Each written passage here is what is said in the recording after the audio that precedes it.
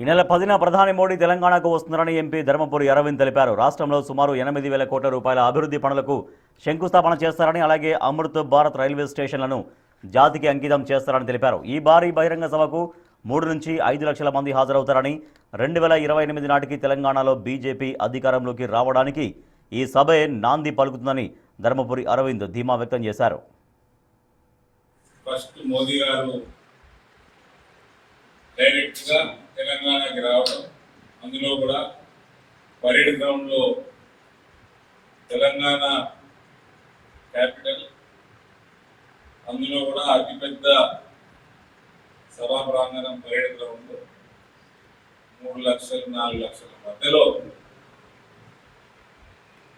ప్రజల్ని ఉద్దేశించారు. సో ఇది అపోజిషన్ పార్టీలలో ఒక హాట్ చర్చగా తయారైంది. ఇది యూని పొలిటికల్ సభ, ప్రోగ్రెసివ్ సభ.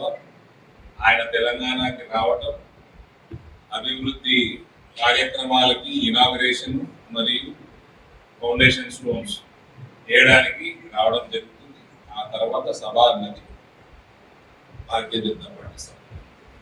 5వ తారీఖు వచ్చే రిజల్ట్స్ తోటి చంద్రశేఖరరావు కానీ, రేవంత్ కానీ, ఇతర ప్రాంతీయ పార్టీలకి డెఫినెట్గా వణుకు మొదలవుతుంది.